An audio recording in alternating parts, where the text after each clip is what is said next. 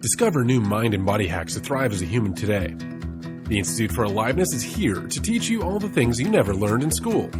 From talking poop, sex, childhood trauma, emotional intelligence, psychedelics, and of course, fasting and food. This is a podcast that changes lives. Join your host, Dr. Andrea Page, as she travels 7 continents to find the most captivating, impactful humans for you.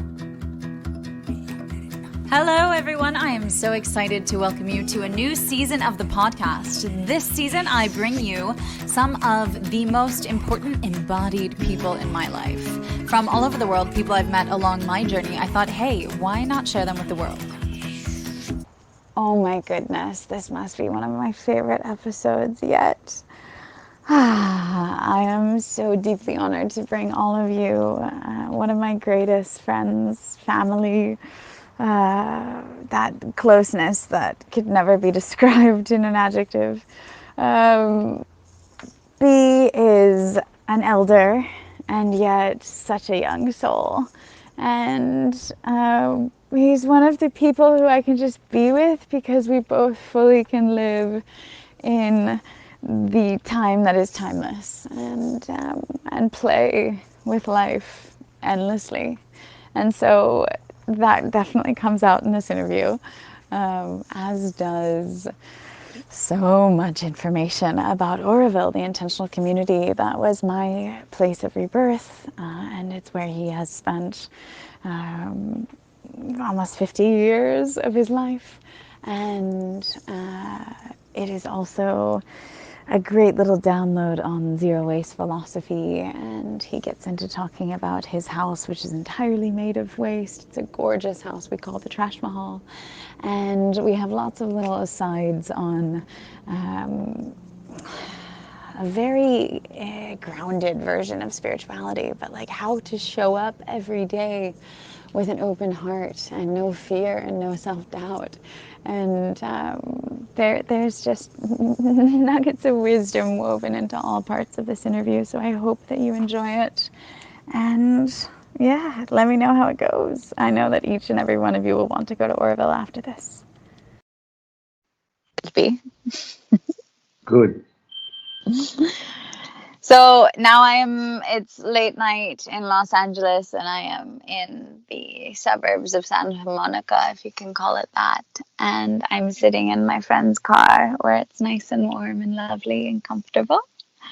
And you are in India. Yes.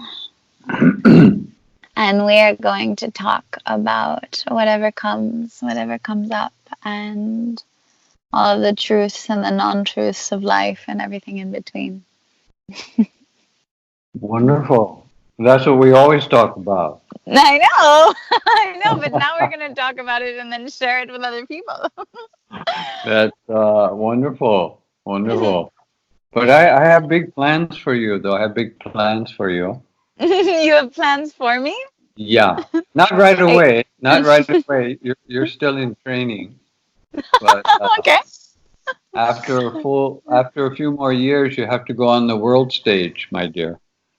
What does that mean? Do I get to tap dance? That means like you have to take on the roles of these people who will all be who have died or are dying, or people like the Dalai Lama, Nelson Mandela, all these people, and they did what they could, but you have to universalize it all. And Eckhart Tolle wrote his nice books and everything, but you're living it, you see, and the living nutrition and all of this stuff that you know and are learning and are sharing. It has to take a kind of a leap into the mass consciousness, and you're the one chosen by the gods. Does that make you the god, B? No, they told me. You are them. See, in 16 years, also I'm going to die. So then we know that date. Yeah, I'm going to help you. Okay, so after that, you're going to help me? Prepare myself also. Okay. And we have to open the channel. I'm glad we still have 16 years. Yeah, so am I. It's a lot of, it'll go by fast, but it's still fun. So, okay, I accept. But I would rather it be faceless. I would rather it not be me. I would rather it be me through the filter of an artificial intelligence unit and or more like the woman behind the curtain thing. Well, you can be the Wizard of Oz. You can still do that part. You can be the wonderful wizard behind this machine, but you will be an enlightened one. It's all right. The AI and the intelligence is going to, sort of, it's going to happen. It's going to happen.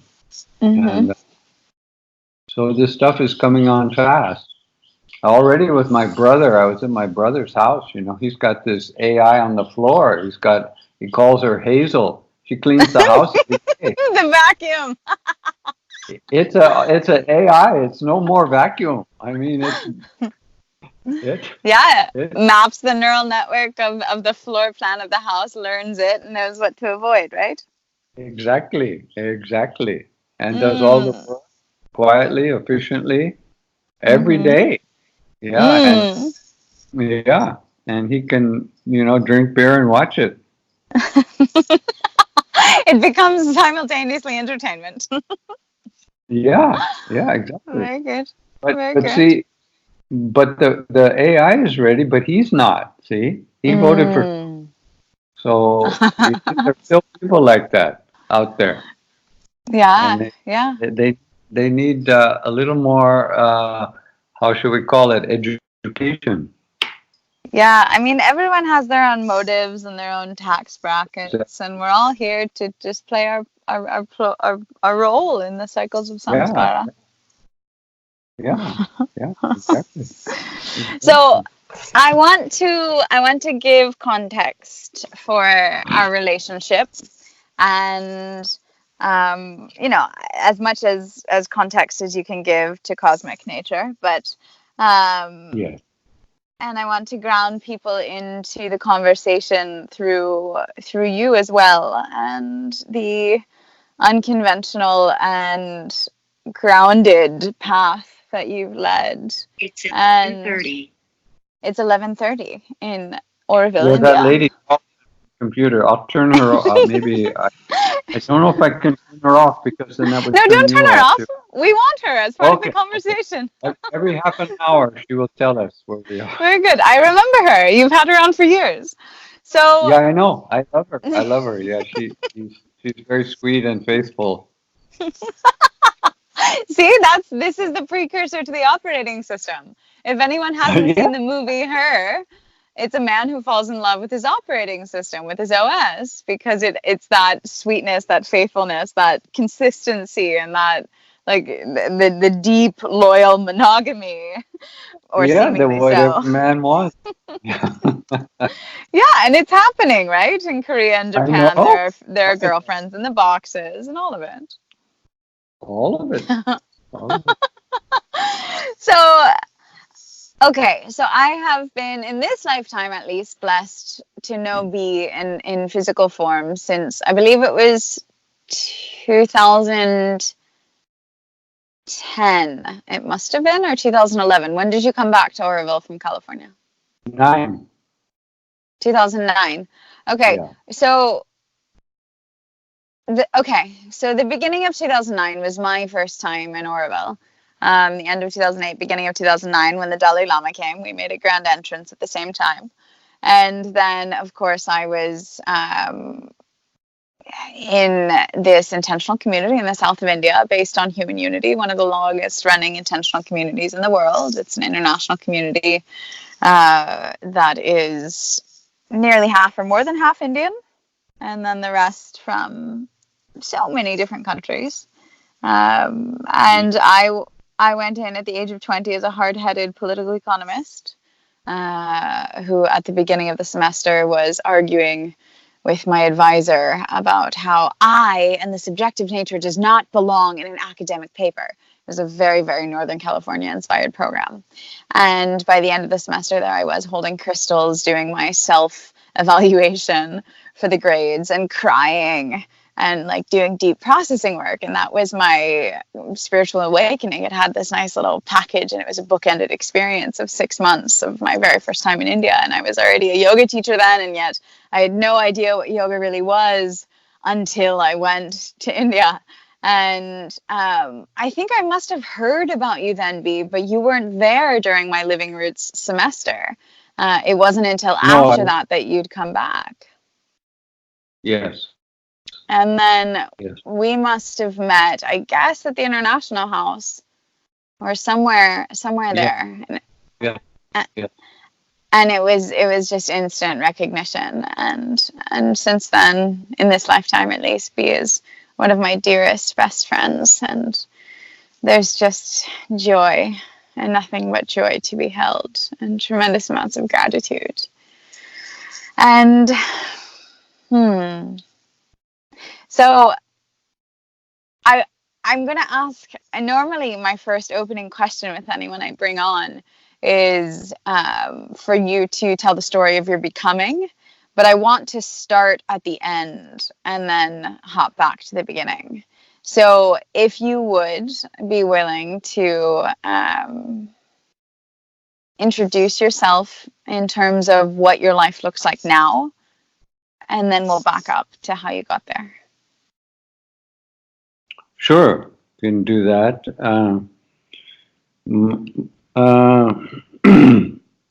Let's see, my life now. You see, I'm really invested in this now stuff, because the now is also not the past or the future. It is happening. It's just happening here with you, Andy, and all the wonderful things you say. But I always have a little reservation about all the words we use and all the terminology to try to get behind all of this.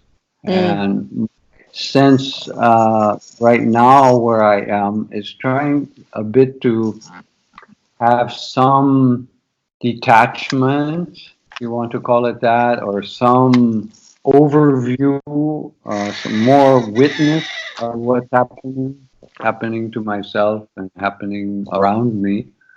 And I know it's all happening inside. I'm a filmmaker, so I'm always making this film and analyzing the film, but then trying to extend it. So right now, practically, how do you describe that, or how do you talk about that? It just in the terms of the things that I'm doing, one of the huge things for me is this concept of the abundance that we have and the beauty and prosperity of the earth that we are somehow not taking care of. We're not taking care of ourselves and our people and our earth and our insects and all of it. The consciousness is still fractured in a way that, a lot of unhappy things are happening. So to get around, to get in with that and shift that consciousness, zero waste has become a big mantra for me. And I've been inspired by many people around the world who are doing things. And right at the moment, we're working on a project of feces standard money, which is an incredible, brilliant insight of this Korean professor, Professor Cho, at the Science Walden Institute in Korea. And he invented a toilet in which when you poop in the toilet, you get credit on your phone in global currency because you have made a huge contribution of something very valuable, your poop, which is turned into compost and methane. That alone equalizes everybody on the planet. So every human being, is pooping.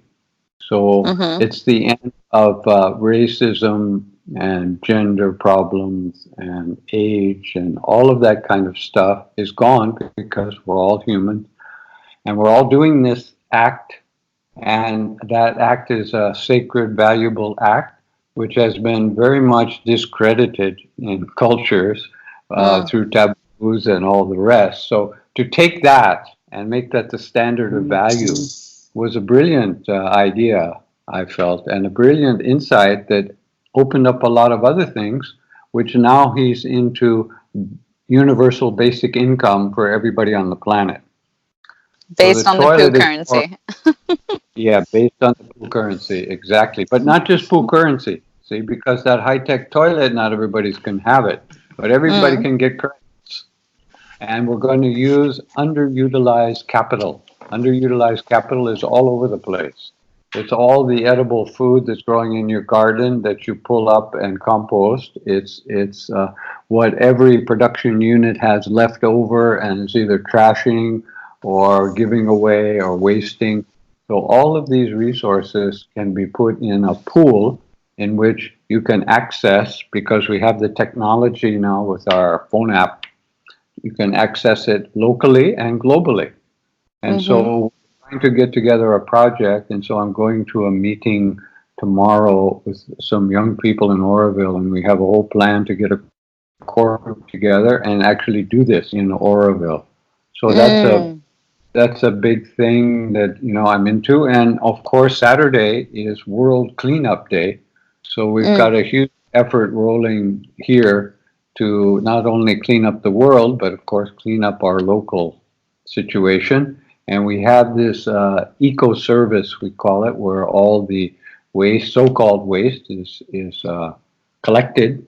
And they just got a new machine there, which is such a wonderful machine that I had talked about for years, and finally they got it. It's just a huge hydraulic press. So any dry so-called waste or trash you can throw in. This huge press comes down and it crunches it. And then you lift it up, put more in until you get a bale. You get a big block of, your chips packets and your candy wrappers and everything all crunched into this bale, which is about 2 foot square. And that bale, there you have the solution to housing, because that bale lasts longer than concrete.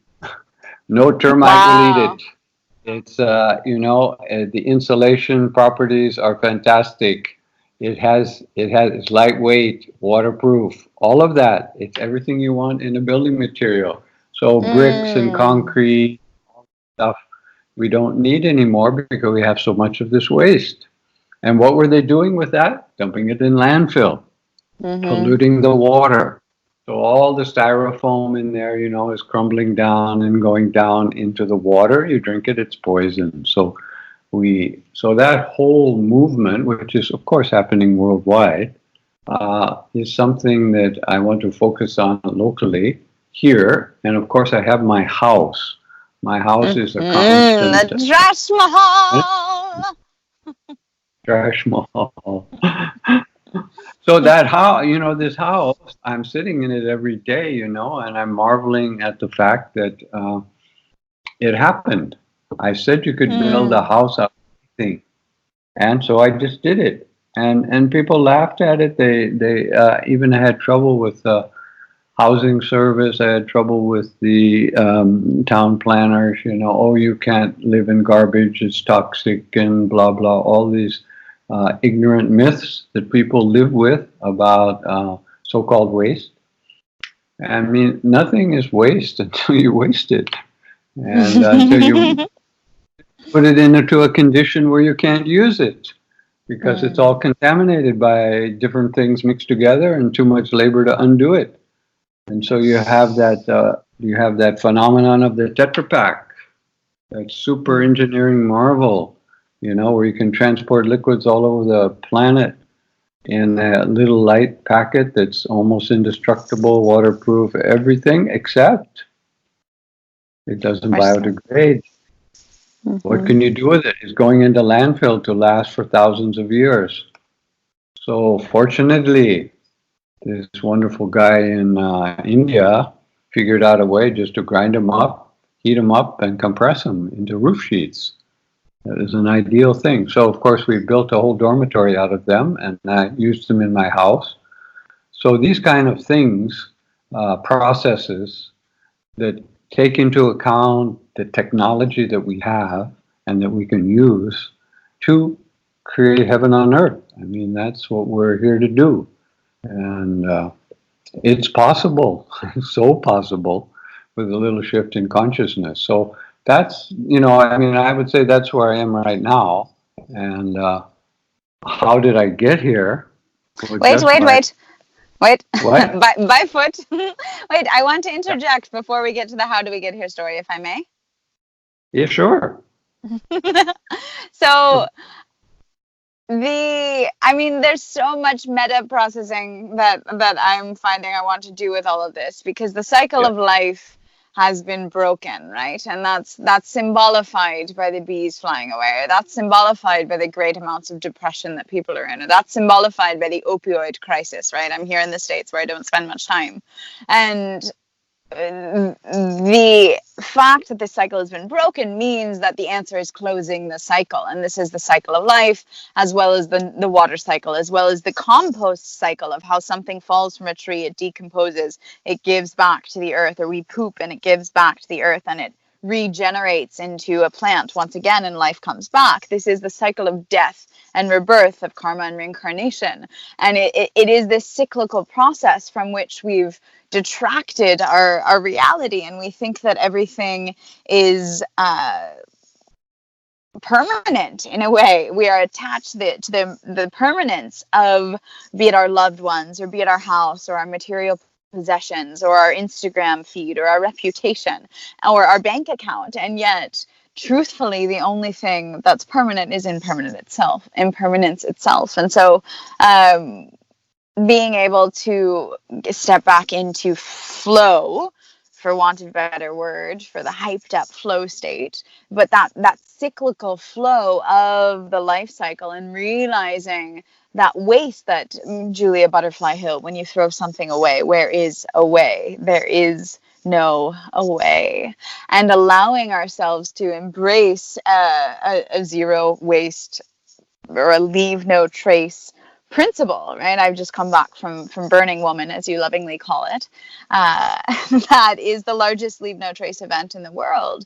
And that ethos of being able to commit to that, number one, and then number two, to think about every action you take and how much trash you actually make. Like, there's this lovely girl in New York City who collects all her trash and lives that zero waste lifestyle. But then going that step further, where you're also incorporating your poop, and maybe even the hair that falls out of your head, or the dust that's in your house, or whatever else it might be. And looking at all these blind spots of, like, the waste that's produced from the food at a restaurant that you go to, or the clothing that you buy. Like many people who have been in my retreats or things like that might have heard that I went for 8 years without buying any new item of clothing, swath, hemp, or bamboo. But I still, to this day, pretty much only wear thrift store stuff. Like, the clothes I'm wearing right now, these pants are from a thrift store in Prague. This shirt is from a thrift store in Paris. And this other shirt was my grandmother's. It's like, it's when you allow your life to be lived in a non-conventional way that makes more sense, that's when the consciousness opens. That's when we get back into flow state. That's when we say yes, and we no longer create karma, but we are living in the flow of dharma, of right action. And so it's this bigger thing. It's not this and this is for listeners, right? Of course, it's not for you, B, but it's not this environmental like inspiration. It's not this environmental, like, zero waste. It's not a principle-based thing. It's not the earth as an externalization of you. It's not a martyrdom of we need to save the earth. It's not any of that. It's us, each of us, embracing how we live, and rather than being outside of this cyclical flow that is what we call life, stepping into it and flowing with it. And that is from where happiness comes. That is from where fulfillment comes. That is from where the antidote to most maladies come.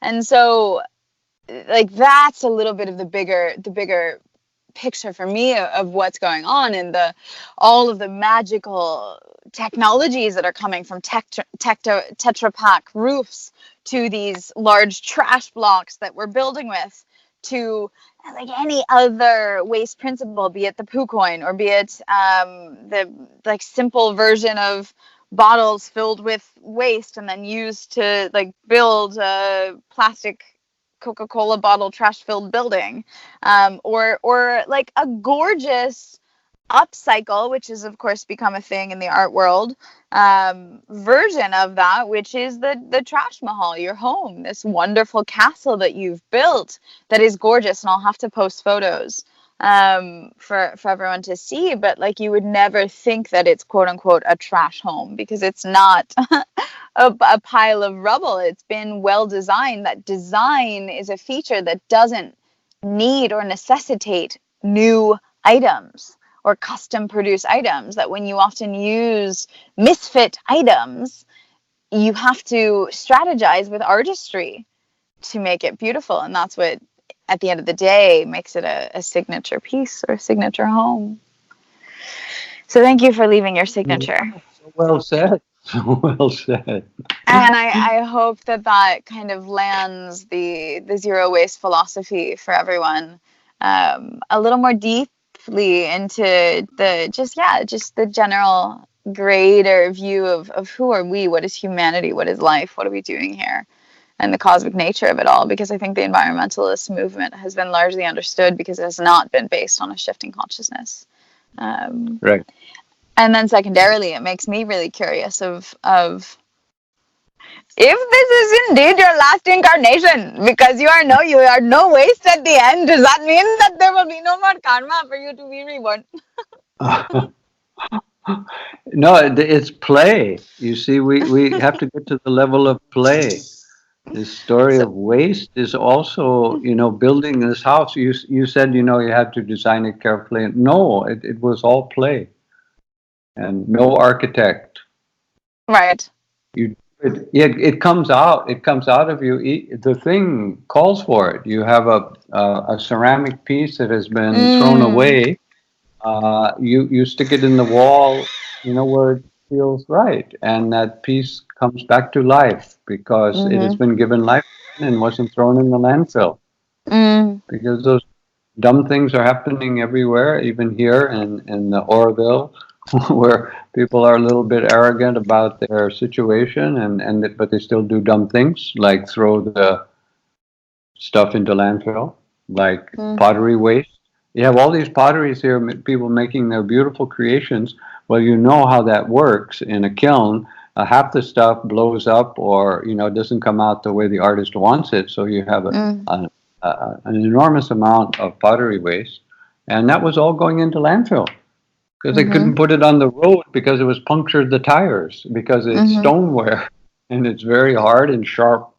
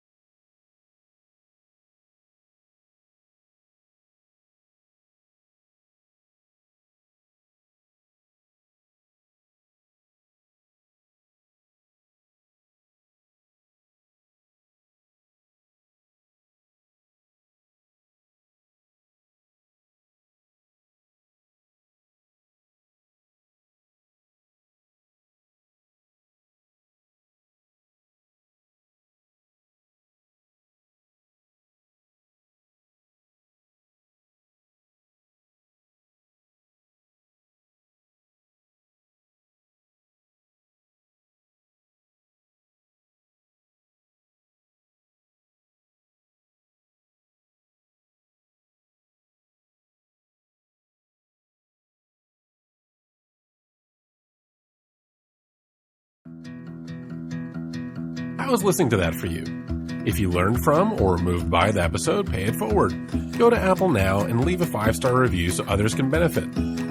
Join the Institute for Aliveness for a 1-week transformational fasting experience. Consider getting an astrology reading from Andi, or enroll in the 1-year health coach certification course. Whatever you do, don't let this learning pass you by. Do something now to impact your lifestyle for good. Here we are.